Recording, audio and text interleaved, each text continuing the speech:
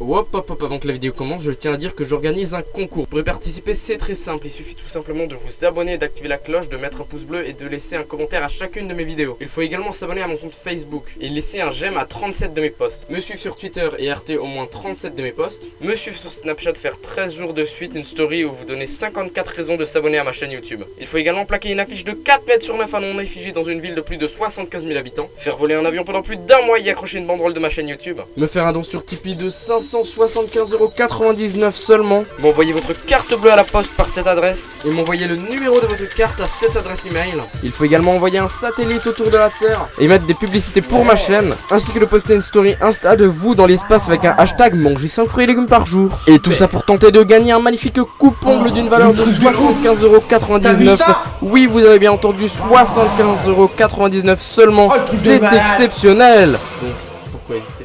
Générique. Oui, parce que maintenant j'en ai un.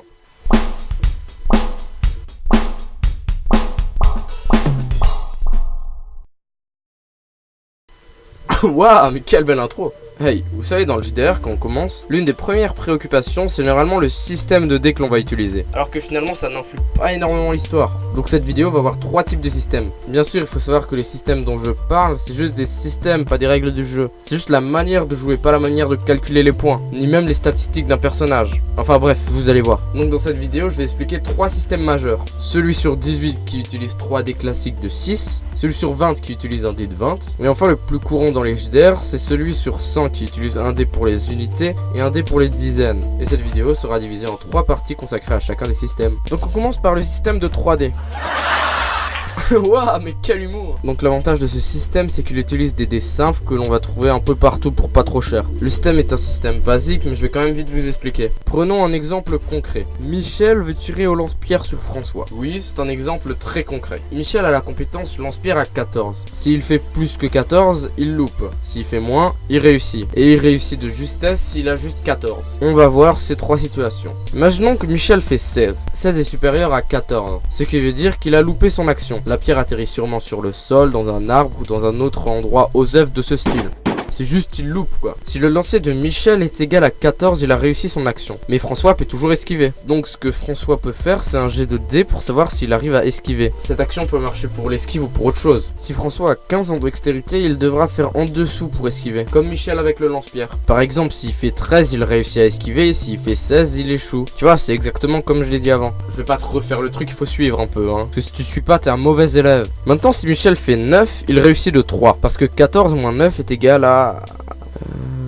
2 secondes.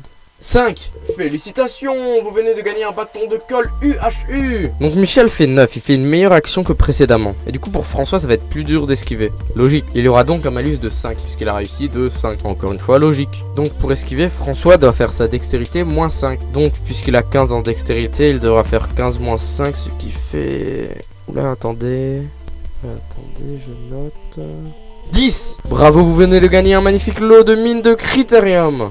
Ouais, enfin bref, 10 quoi. Si François fait moins, il réussit, et s'il fait plus, il échoue. Enfin, exactement comme partout quoi. Enfin bref, tu commences à comprendre le truc. Comme ça paraît hyper compliqué, mais une fois que la chose est acquise et mise en œuvre, c'est plutôt simple. Et il y a aussi un grand avantage à ce système, c'est qu'il y a des probabilités qui ne sont pas égaux. Je m'explique. Dans le JDR, il y a des actions ratées, des actions réussies, mais il y a aussi des actions très réussies et des actions très ratées. Ceux qui seront représentés par des bons et des mauvais coups critiques. Les coups critiques sont des coups vraiment foirés ou vraiment réussis qui auront un impact beaucoup plus important que les autres actions. Là, un mauvais coup critique serait que Roger casse un truc important en tirant dessus, qu'il déclenche une alarme de voiture, qu'il tire sur une mauvaise personne, qu'il se blesse. Et au contraire, un bon coup critique serait qu'il touche la bonne chose au bon endroit, qu'il touche un point sensible. Par exemple, dans ce système, les mauvais coups critiques sont quand les dés sont égales à 18 ou 17, et les bons coups critiques sont 3 et 4.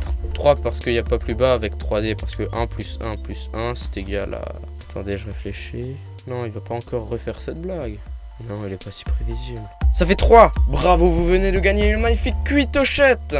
Ouais, donc je disais, un bon coup critique, c'est 3 ou 4. Et dans ce système, il y a peu de combinaisons pour faire 3 ou 4. Il faut que ce soit 1-1-1 ou 1-1-2. Ce qui rend l'événement plus rare. Comparé à 11 qui peut être fait de beaucoup plus de manière différente. Genre 4-4-3, 3-3-5, 1-5-5, 2-4-5 et j'en passe. Donc plus le numéro est proche du centre, plus il y a de chances de tomber dessus. 10 et 11 sont donc les numéros les plus susceptibles de tomber. Bref, tout ça pour dire que dans les systèmes à 3D, les coups critiques sont plus rares. Mais bon, techniquement dans un JDR, il n'y aura pas à calculer la probabilité, mais juste à faire 3 plus 4 plus 6 pour savoir si Michel réussit. Donc les points positifs de ce système sont le fait que ce sont des dés qu'on peut trouver pas trop cher et un peu partout. Le point positif, c'est qu'il peut un peu calculer, mais voilà quoi. Vraiment pas dérangeant. Il y aura un autre point qui est soit négatif soit positif, c'est que les coups critiques arrivent plus rarement. À titre personnel, je trouve que c'est un point positif, car ils sont plus rares et plus désirés, et plus exigés aussi. Après, vous pouvez modifier le nombre qui définit les coups critiques, selon vos envies, donc ça veut tout et rien dire. Ensuite, comme gros système, il y a aussi le système de 20, qui est fait avec un dé de 20. Donc ce système va utiliser des dés de JDR, donc ce sont des dés qu'on peut trouver sur internet ou dans quelques magasins spécifiques. Après, bien sûr, si vous n'avez pas forcément envie d'acheter ce genre de dés, il y a des applications sur smartphone qui correspondent très bien à ce genre de besoin. Mais après, les dés physiques, ça reste toujours mieux. Mais je comprends que vous n'ayez pas forcément envie d'en acheter. Donc ce système utilisera à peu près la même base de fonctionnement que précédemment. Seulement dans ce système, les statistiques sont... de 0 à 20. Mais là où j'ai un peu de mal avec ce système, c'est que les proportions sont tous identiques. Donc il y aura autant de chances de faire une putain d'action qu'un simple coup banal. Puisqu'il y a autant de manières de faire 1 ou 20 que de faire des trucs lambda comme 10 ou 11. Ce qui aura tendance à rendre les coups critiques beaucoup plus présents dans les JDR. Enfin, c'est mon avis. Le mieux c'est de se faire chacun le sien. Après, il y a aussi l'avantage de la simplicité. Si les joueurs font leur premier JDR, ce sera plus simple de leur expliquer le fonctionnement avec un système de dés de 20. Après, ça peut être aussi plus simple qu'il y ait juste un dé pour une action. Mais franchement, à mes yeux, ça vaut pas trop le coup. Je vous conseille plutôt le système présenté au début de la vidéo, ou encore le prochain système. Nous sommes au prochain système présenté.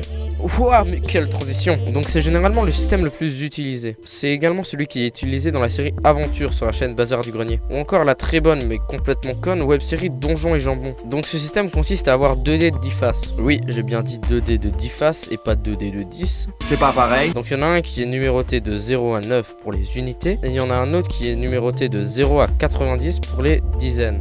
On les utilisera pour les statistiques de 100. Le principe va être de lancer les dés et d'additionner les résultats. Jusque là rien de nouveau, mais ce qui change beaucoup c'est que les dés n'ont pas tous les deux la même valeur. Il y en a un qui est défini par le nom des dizaines et l'autre par les unités. Alors oui, les statistiques sont sur 100, mais le maximum qu'on peut avoir c'est 99. Parce que 90 plus 9 est égal à...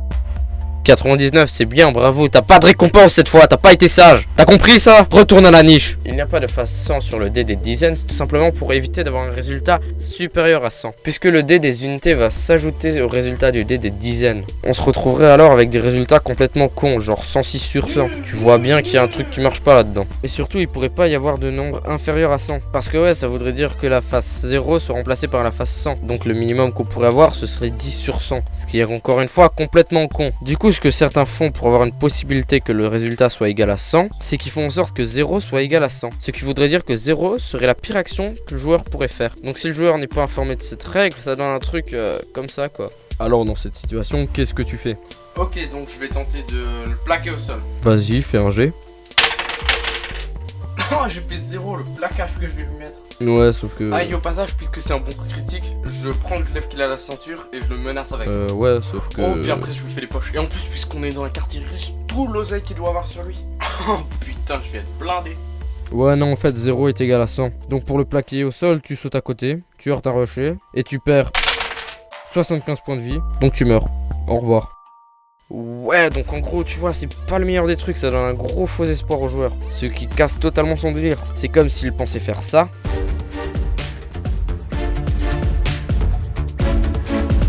Et qui faisait ça. Spider-Man, Spider-Man does whatever a spider. Ouais, dans cette situation, je pense que t'es un peu déçu. C'est pour ça que je suis pas fan de cette règle et que je préfère l'annuler. Quitte à ce qu'il n'y ait pas la possibilité à avoir un résultat égal à 100. Donc ça, c'était le dernier système. Maintenant, je me suis amusé à faire un comparatif où j'ai calculé en pourcentage les taux de probabilité de faire des coups critiques. Et j'ai fait ça pour chaque système. Bien sûr, si on utilise uniquement les coups critiques classiques. Ce qui est pour le premier système entre 3 et 4, entre 17 et 18. Pour le deuxième, c'est 1 ou 20. Et pour le dernier, c'est 1, 2, 3, 4, 5, 95, 96, 97, 98, 99, 100. Mais après, bien sûr, vous pouvez les modifier ces statistiques. Donc, je vous invite à faire des expériences, à tester, expérimenter et de faire absolument comme vous voulez. Et voilà, cette vidéo touche à présent à sa fin. Vous pouvez mettre un petit pouce bleu, le petit blabla habituel, tout ça, vous abonner, la cloche, tout connaît, vas-y, le petit commentaire. Et moi je vous dis à la prochaine vidéo. Ciao!